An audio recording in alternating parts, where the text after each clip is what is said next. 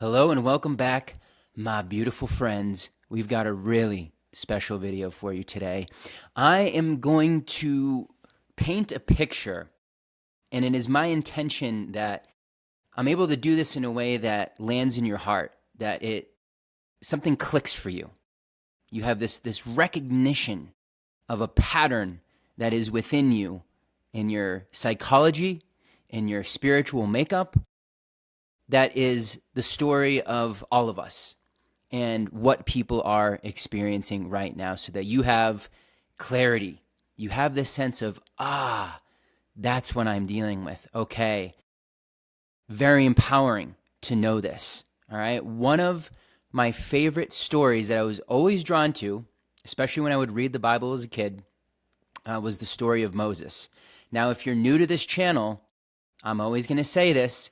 Any of the stuff you have around religion or the Bible, I'm just going to ask you to put it to the side for a second, because the way that I'm going to talk about this has nothing to do with religion. This has everything to do with you.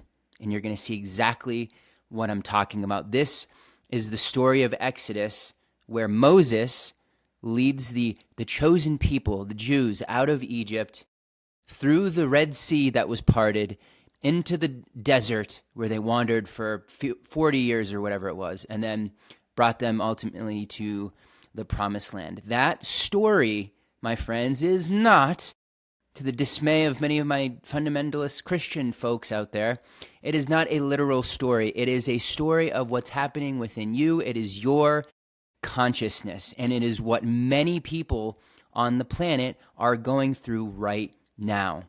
All right, so let's go through this, because we have to look at it allegorically, right? So Moses, the character, it really means it literally means to draw out, right? So why did they name a character with that meaning? Because that name is the process of what happens when truth, when the divine nature within us starts to awaken, and it starts to be drawn out of the Maya, out of the illusion. And it starts to have a stirring and an awakening.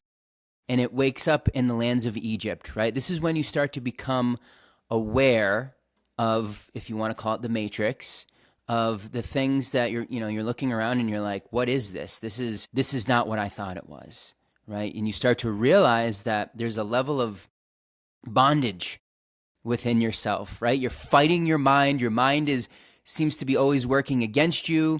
Society, you can just feel it. It's like there's something wrong here. There's something not right. And yet there's so many attachments to this paradigm, to this reality. But yet there's that part of you that wants to go somewhere else, right? And wants to move out of the place that it's known, because it doesn't feel right anymore. It's like a hermit crab needing to go to a bigger shell, because your consciousness is expanding, okay? So Pharaoh in this story is, of course, the tyrannical ruler. It is the ego identity mind. It is that part of your mind that fights you and does not want you to leave its grasp. It doesn't want you to be free. It doesn't want you to get to the promised land. It wants you to be a slave. It wants you to just stay comfortable where you're at and just learn to accept it, learn to be obedient, and be chasing comfort and convenience. And don't ever find out who you are. Just stay in the reality where you are this physical being, and life is black and white, and this is just what it is, and it sucks, and you just got to get through it, right? That is happening within you, within me, for all of us. No one is exempt from that.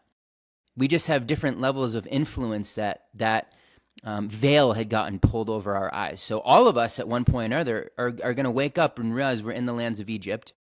Many people are going through that process right now, okay?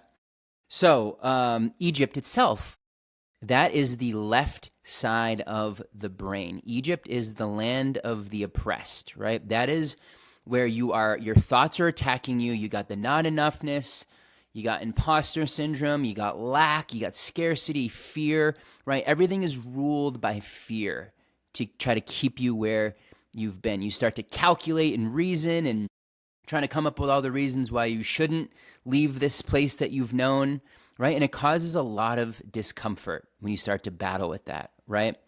So in the story, Moses starts to make his way out of Egypt, and he takes the Jewish people with them. And Pharaoh, who initially had agreed to let him leave, all of a sudden changes his mind and sends his army after them. Now, this army, you're going to know this so well because you've been through this process at some level. And we're all in different places of this journey. Pharaoh's army is the thoughts. It's not a physical army. It's the thoughts that start to chase you down as you start to go outside of the box, as you start to touch the light that is within you, and you start to awaken to that truth that is starting to emerge, that awareness is starting to expand. The identity of the ego of Pharaoh starts to feel very threatened, and it starts to send its minions the thoughts of all the bad things that could happen, the thoughts of the steady paycheck and leaving that, and you're going to die, and you're going to run out of money, and you're not going to have what you need, and you're going to be homeless on the streets, or maybe you need a few more years of training, and you need whatever possible to just keep kicking the can down the road to be the prostitute, compromise your values, your quality of life, who you know yourself to be, that vision within you, and just keep soliciting yourself to less than mediocrity, to a life that you know is not worthy of you, to a life that's not worth living, really. Right? It's boring. It's not interesting. It's so small compared to who you are, right? But it's death is a lot of times used by, in our history, tyrannical rulers, and with that Pharaoh within us, it also uses the fear of death. This is why we have to have that crucifixion period of dying to the old self, going into the desert land where it just feels like, where is there's nothing here. There's no solid ground. You're kind of wandering. Nothing feels very clear. And you would, in that place, rather go back to the familiar and not have to deal with that, right? Because at least it's known. There's some level of comfort and security. You're not in this like complete place of not knowing. All right, so that's another part of the story, the desert. We'll get to that. So Moses is now stuck between Pharaoh's army and the Red Sea, the roaring, raging Red Sea. Is there a Red Sea literally in the world? Yes. And is it in that area? Yes. In the story, is it literal? No. The Red Sea, my friends, is your emotions. It's your own chemistry that's addicted to that old identity of you. Okay? It starts to sound the alarm bells. The amygdala starts going crazy when you start doing shit that's outside of the norm. Okay? So there's a period where you're going to have to self-soothe. This is what they would call nervous system regulation. This is why everybody talks about that, because if you're not feeling safe, it's going to be impossible to part the Red Sea towards the desert, which then leads to the promised land, okay? So you're stuck between either you go back to slavery and Pharaoh's army, which is your thoughts fighting against you, telling you all the reasons that you shouldn't leave. You either go back to the enslavement, which part of you is like, I can't do that. And or you have to make a way out of what seems like no way, which is the Red Sea, which is the intensity of your own chemistry. Now, I'll tell you from my life to give it context, because you might be in a similar place. For me, that point was when I came back from Peru. I had done my first plant medicine journey with ayahuasca there, and it just ripped off all of the veils, the illusions. I came back to my corporate job, and I was like, none of this is why I'm here. This is crazy. Like, wow. And it was so unsettling, and it was so like, what do? I can't stay here, but I don't know what to do next. And it was just so, the internal conflict was so real. And I know that there's a lot of people going through that exact process right now. And so I got to a point where even though I couldn't see the way, I couldn't stay in the reality that I had. I couldn't stay in Egypt. I had to leave. And in my mind, it was like, I'll find a way to part the Red Sea. right? And this is where the process begins of you have to let go of this part that wants to control everything and try to plan it all out. And you have to surrender to the unknown. This is not a unique pattern to certain individuals. This is the game we're all playing. This is the journey of consciousness, and the Bible just brilliantly exemplifies that. But it was then twisted and manipulated and programmed people to believe that it was a literal thing, a historical, literary interpretation, right? No, no, no, no, no. That's where things go wrong. So let's stay on it. I quit my job. I sold all of my things. And at first it was exciting. At first it was like, ooh, this, like, yes, I believe in myself. I can't wait to find what the next thing is. I move across country. I'm in beautiful weather. I'm having a great time for like the first month. And then like the thoughts start really kicking back up of like, what are you doing? You're running out of money. This isn't going to work. I don't have what it takes, because I had never had that level of freedom before. I had always been existing in a structure where I was kind of told what to do. I would show up to a place and they would give me my tasks and I would get a paycheck. Now all of a sudden, all of that's gone, and I realized I had been in a system of that my entire life through schooling, which then went right to an entry-level job, and then that was the corporate ladder I was on until I left it all behind. And when I couldn't see things, right, because I'm wandering in the desert, you bet your ass that so many things going on within me were like, you need to run back to the steady paycheck. You need to get the hell out of here. Okay, it's not safe. We have no idea what we're doing. We have no idea how to structure our time or like what to do with this freedom. It was so much fear. And I smoked so much weed and just bypassed all of it and just pretended like it wasn't there. And I had to go through an experience of becoming homeless. I got evicted. I had no money. I just started living out of my car. And I've talked about this in the channel. I had insane amounts of shame. But that was the catalyst that I needed, because I wasn't listening, and I wasn't dealing with the feelings that were coming up to integrate this process.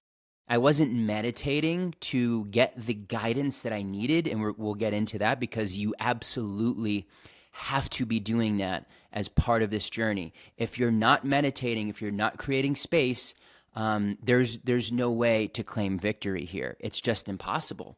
Right. And it's the programming around meditation. Like, you got to be some kind of monk and you got to do it a certain way and it's got to look like this and that. That's what keeps people from doing it. Right. Because it's like, it gets overwhelming. It seems complicated, and it's the most simple thing in the world that is here to help us to make this transitional step from the Piscean age into the Aquarian age. Folks, this is what's going on. This is what's here. I'm not speculating. I'm not, making stuff up. This is the journey that we're all a part of, okay? And you all can relate to this. So I start living out of my car, and I have no choice but to feel those feelings of fear. And I'm in the desert period, and I'm like, what am I going to do? I'm just steeped in survival energy. And I would have dreams, guys. I would have dreams of going back to my corporate job. And I remember in my body, in those dreams, I would feel secure. I would feel like a breath of relief, like, oh, I feel so safe again in here, right? But then in the dream, I'd be sitting at my desk and I'd be looking at the computer screen, and I'm like, what the fuck am I doing back here? I can't stay here, right? So it was like that internal push and pull between comfort, convenience, safety, security, knowing where the check's coming from, and then my soul being like, we can't be here, right? So I had no choice but to start to do things that I had never done, to start to really prioritize calming my own nervous system and finding ways to be peaceful. And I became a very good meditator, and I continue that practice today, and I have no idea where I would be without that. I literally might be in an insane asylum, right? So I want to take it back to leaving Egypt, right? You get to a point where you are so fed up with the way that you're living, with the ways that you're conducting yourself, with what's going on around you, right? The walls feel like they're collapsing. It feels like everything's caving in. You've got nowhere to run. And instead of feeling that, we run away from it and we do the drugs and we find our coping mechanisms without realizing that we have to feel the fear of death and I'm going to die. That part of you that uses that fear to control you, you have to be the one to hold space for that, to show your own body that you're okay. Look at the breath process, right? When you have a physical threat in your environment, whether that's a massive animal that is gnarring its teeth, wanting to kill you, like a grizzly bear in the woods, or some kind of physical threat in your environment, your body starts putting you into fight or flight, and you start taking shallow breaths, and cortisol is released, and you're getting ready for a fight or to fucking run away and get the hell out of there. Now, because our body is always responding to the mind, when the idea comes around leaving the job or leaving the circumstance that you've been in for 15, 20 years or more, you start to experience the nervous system symptoms of fight or flight, right? And you start going through that process. Your breathing changes. You're taking in shallow breaths. Your brain's not getting enough oxygen because it's getting ready to have a fight or to run. So you've got to notice that going on, and all you got to do is take some very slow, deep breaths, pause at the top, very slow exhales out, and that is knowing your own body. That is letting your body know that you're safe, because you wouldn't be able to do that if you were in a seriously threatening situation, right? You wouldn't be able to breathe that way. So that's like 101. You've got to learn how to soothe your nervous system through the breath, and you've got to show your carnal mind, your animal nature, that you're in charge, not it. So you've got to put your ass in the seat, close your eyes, listen to some binaural beats or high-frequency music if you'd like, because that really helps. And you've got to start showing that carnal mind, that animal nature, that you're sitting there and you're not leaving because you're in charge. And you better believe it's going to send Pharaoh's army at you while you're sitting there. And it's going to come up with all the reasons and excuses that you've got other things to do and blah, blah, blah, blah. Because from that place, you are going to start to be able to see the mind for what it actually is and the ways that it manipulates you and controls you through these different measures. All happening within us, folks, okay? So my exodus was moving across the country, becoming homeless. I'm in the wandering desert period, and that was probably the most uncomfortable piece of all, not knowing. So what I'm doing with this story is highlighting that this is you can't skip this. You can't avoid it. There's going to be a period of what the fuck do I do now, right? And this is where you're recalibrating. This is where you're coming back to you and knowing yourself beyond the old identity, and the steps start to get revealed to you as you go. And really going back again to what the character of Moses is, it's the inner child. I talk a lot about the inner child on this channel, rightfully so, because one of the things I got in my vision quest that I've had in other journeys that I've been on to discover deeper meanings and truths, we've got our inner child locked in a cage, right? And it's from survivalism. It's from being a corrupted adult consciousness where we're just so fixated on getting money and security and just keeping our head above water. And it's not a fun existence. We have so much inner turbulence, and the inner child. There's not a lot of play going on. There's not a lot of fun. There's not a lot of, most importantly, creating, because your inner child is directly correlated to play and creation. And we are creators at our core, and yet many of us are not creating anything. We're just looping in the same thought patterns and behaviors and feeding into that biological addiction to the identity that we've been used to carrying around, even though it's the one we can't stand and we hate it and we want to get away from it. And it feels like we're suffocating and it feels like there's no hope and there's no way out and we're trapped. That's the identity that we're shedding like a snakeskin.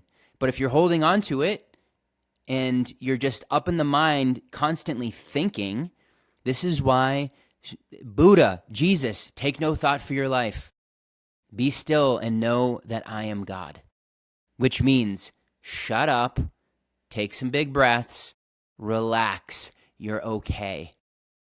Right? When I was homeless living out of my car, I had so much not okayness going on that I had to repeat this process over and over again, where I'm sitting in my front seat and I'm like, okay, is this my ideal scenario? No, but I'm okay. I'm just sitting here.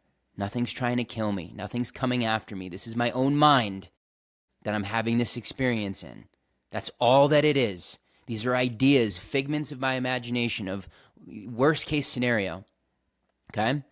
Now, when you start to take responsibility of yourself as the creator of your experience, you take charge of the mind and you start to direct the mind, which is, I'm not saying thoughts, I'm saying the mind. Direct your mind, direct your attention to where you want it to be. Direct your attention to the fact that you are okay in this moment. Nothing is threatening your life. Even if you're late on rent, or even if you have no idea where the next money's coming from, right now in this moment, you're okay. And if you keep connecting to that over and over, you put yourself in a receptive state, and that is leaving the lands of Egypt to the promised land, which is the left hemisphere of the brain over to the right side, right? That's your imagination. That's the thing that's going to take us out of this mess. That's our natural beingness state. That's the I am. Right? So my Exodus journey was me leaving the character of Sean, who saw reality a certain way and saw himself a certain way, and he had to crucify that and become the I am. That's the journey that we're all taking, and the I am is simply resting awareness into you're just here in this moment, and you can put your attention wherever you want it to be. Okay? Now, this is challenging for us, and it was for me because, as I said in the last video and others, I was so rooted in the left side of my brain, in the masculine, in logic and reasoning, and that I was so tied to the material world in my old identity because all my stuff was going on the left side. My right side was completely shut down, which is why, okay, so many people's souls, like mine did, are leading them to plant medicine experiences because, whether it's mushrooms, ayahuasca, San Pedro, 5-MeO DMT, this is popping you out of the perceptual box of the left hemisphere, and it's opening up and activating your right hemisphere, and all of a sudden it's easier neurogenesis occurs, new neurons are born, and you're able to think differently. You're able to think outside of the box. You're able to see things from a much different place because now, at the very least, there's some activation on that side. There's some balancing of the hemispheres of your brain. And all of a sudden, life becomes more colorful. All of a sudden, things get more interesting. Like, I can remember I hated art. It was boring to me. I was like, oh, cool. All right, let's go, do some kind of physical adventure that stimulated me. But after I started working with plant medicines and the right side of my brain started to come back online, holy shit, did I value art. And I realized that I'm an artist and I want to create. When you're on the left side of your brain, you take direction, you take orders, you copy, you don't create. And that's the conditioning that many of us are in. And it's going against our innate nature of being a creator. And that's why we have depression. We're not expressing who we are. We're not creating from that uniqueness that we are, which is our value. And that's often why we have issues with money and having nothing in our bank accounts when we go through this process, because we're not creating value that comes from the depths of our own heart and our soul. And everybody's got that. We've all got that treasure within us. That inner child is inextricably linked to that. And yet everything in society attacks that inner child. All of the conditioning is like, it's not a time to play. You got to be serious. That's not going to make you money. That's not going to work. Right. And if you look at the world and the way that our, educational systems are set up, especially here, it is horribly abusive to children. To make them sit in a prison-like environment for 8+ hours a day, learning stuff that they don't really want to learn, and everything that's putting them and strengthening their left side of their brain and killing their capacity to create and to imagine, like all of the art programs, all of the music programs, like cut out of schools early on, barely having any classes with that, and learning left brain processes at a very early age. It's a very constructed part of the matrix system to keep us from that part being alive and well, because it knows this. If our inner child is activated and the right side of our brain is strong, and we're meditating and we're creating and we're tuning into the radio station that is our internal guidance system that just knows what to do, and it takes you step by step, and it's not in this linear fashion, you're not a controlled person anymore. You're not a consumer that's just taking orders and is highly susceptible to systemic programming, to societal programming, right? So this is why, guys, I love the story of Exodus, because it's the story of me and you and I. I am you, you are me. We're all having this journey on a different level, but this is the story. You cannot avoid it. You will go into a desert wasteland when you leave the old reality behind, and this is where you have no choice but to trust. This is why everybody talks about trust and surrender, right? Your brain, your left brain, is going to be obsessed with trying to predict and protect and control, and it's got nothing to grab onto, so it fucking freaks out about that. But that divine part of you, the child impulse within you, kind of whispers in your ear and it says, trust. You're going to be okay. And this is where reparenting comes in, like I talked about in the last video. You have to be a loving, beautiful parent for every time that wounded child within you is scared and thinks it's going to die. You have to be present with it, breathe, and soothe it and say, hey, you're okay. You're okay. And then your body starts to come on board. Your body starts to bring the walls down, and it starts to actually trust you because it realizes you are okay. Why? Because now you're in control of your attention, and you're not allowing those thoughts to just keep looping of the most horrible outcome, because you realize that your creative life force energy is creating this whole experience in front of you, and this is just mirroring everything back to you. Well, yeah, that doesn't make sense to do that. I'm using my own superpower to create against myself, and I'm causing my own suffering. I'm the root of my own suffering. Okay, this is where you start to build a self-esteem. This is where, and I'll continue to talk a lot about this because people try to skip over it. And self-esteem's not this sexy term, and it seems like basic, but yet if you look out in the world, people's self-esteem sucks. It's so low. You have to become your best supporter and encourager, and you have to prioritize not only your peace, but your self-esteem. You've got to be looking in the mirror and telling yourself, not only are you okay, but you are destined for greatness. You are in the perfect place. You are bringing in a reality that you are in love with. You're following your heart. I'm proud of you. Keep going. I'm right here. I'll never leave you again, right? You're talking to all the scared parts in you that want to run back to safety and run back to the old reality, because it's going to get gnarly at times, and you've got to be the source, right? You can't try to get that soothing from outside things. It's got to come from within you. Now, I do the coaching that I do to help people in this process, but ultimately what I lead people to is like, hey, look, I can guide you, but it's you. You've got to be doing this for yourself. I can help you come up with a framework and a game plan and help you to make connections that it's really hard to see when you're like really in the process. But ultimately, you're the source of it all. And so you've got to start to give you the things that you've always wanted, right? If you grew up and your parents disappointed you a lot, or maybe they were strict, or maybe they were abusive, whatever the case was, whatever your environment was, the things that you didn't have, right? The sadness, the abuse that maybe you were hit with all the time.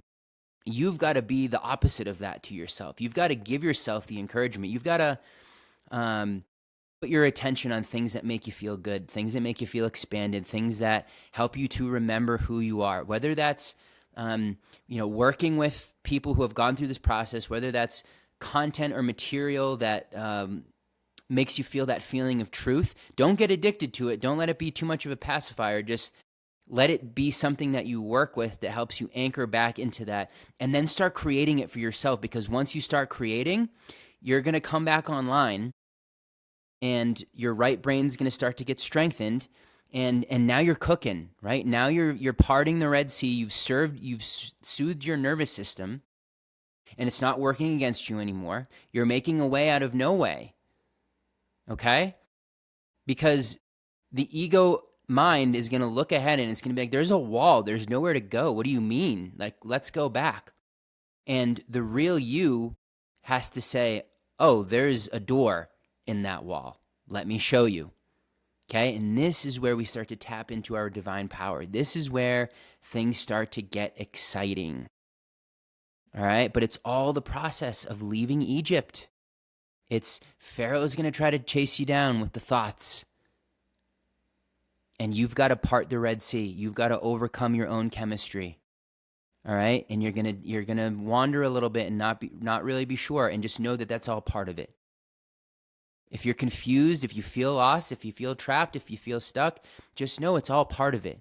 Right? Your awareness to leave the lands of Egypt, the oppression of the tyrannical ego mind, and a reality that is mirroring that programming back to you, because you know it's not yours, you know it's not for you, but you don't know where to go, so you just learn to try to settle and cope with that, and settle for what less, like I said, than mediocrity.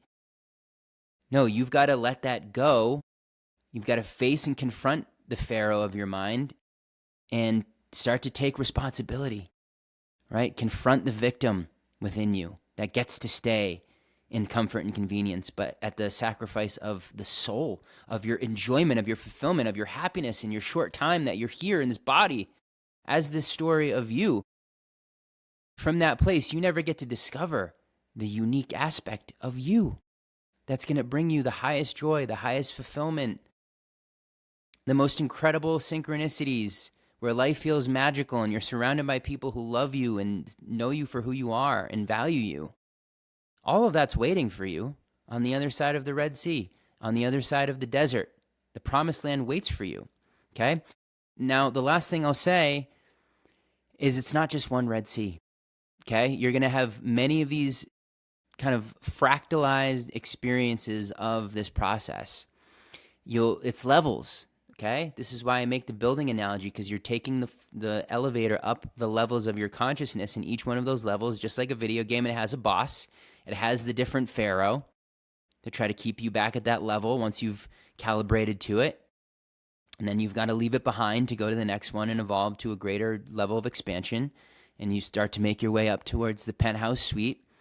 You'll go through this again and again, but each time, it's a spiral, and you'll have more tools to work with. You'll have more awareness to help you in your process. You'll have more trust. You'll have more self-esteem. You got all the things. Okay, it doesn't mean it's easy, but it's way less challenging than, when you first started and you didn't know any of this stuff, and you were just trying to figure it out, and you were just flailing around. At least it's not that. Now you've got the tools, you've got the things that you're needing, and then you'll get the support. You'll get the stuff that's going to help you transcend that next level as you keep going up. And this is what we're all doing, right? This is why, to me, traditional therapy is failing a lot of people, because they're just looping in the same level over and over again. And in some way they get to keep being a victim to something outside of themselves. And it's not like full-blown solution consciousness, it's a lot of running in circles for years. I've had some friends that have gone to the same therapist for years, and it's like they're in a similar place, maybe a little bit better, and they have some tools and things, but like in that time they could have made quantum leaps. This is a time of quantum leaps, right? It's not this linear process that we've been taught. That's left brain shit. All right? When we go to the right side and you start accessing your divine soul blueprint, time collapses. It's not a thing anymore. It's not a linear process. Things can happen very quickly, because you realize that you're the I am, and you're starting to put your attention where you would like it to go, and the outer reality starts to move really quick when you start to master that attention. But if it's fragmented and scattered and your focus is all over the place, you're going to be in trouble. It's going to be very challenging, and it doesn't need to be that way. All right? So I love this. Like, this story gets me so juiced up. If you've made it this far, congratulations. You are a perfect candidate for the group program that I'm running at the end of this month. And we're going to part the Red Sea. Okay? This is for people who are service oriented. This program is for people who are ready to accelerate, who are ready to take the inspired action, who are ready to stop prostituting themselves for a way lower level reality, and come out of all sense of victimhood and survivalism and start being the creator, and start bringing your dreams to life and moving through the energies and Pharaoh's armies that try to come after you in that process. We're going to support each other through that. There's going to be a lot of resources and tools for you to at your disposal, and there's going to be very powerful, amplified energetic transmissions on live calls every week, and you're going to have a community of people that are all moving in the same direction, and there's nothing more powerful than that. All right? That's the only reason I'm doing it, because I can sense that there's a lot of folks on the cusp. They're on that edge, and they just need a little bit of support. They just need an environment that is supportive of who they are, and they don't feel alone, and they feel that sense of imagination all coming together with everyone, of like, oh, we're going in this direction. Oh, this is why I'm here. This is who I am. Oh, this is what the I am looks like. Oh, I can create the life that I actually want. Yes, full permission energetics in this container. So, if you want to find out more info, that is in the description below. And I will see you again very soon, because, this is an exciting time, my beautiful people. It's also a really fucking crazy time, right? If you're operating from the basement floor and you're not willing to leave Egypt and you got Pharaoh whooping your ass, that's unpleasant, and that's a shitty place to be. My invitation is that you come out of that slavery and you make your way out of Egypt. You part the Red Sea. You go through your wandering desert period, and the promised land starts to come into the fold, and it starts to get clearer. Promised land is and always was the I am within you. I love you guys. I'll see you soon.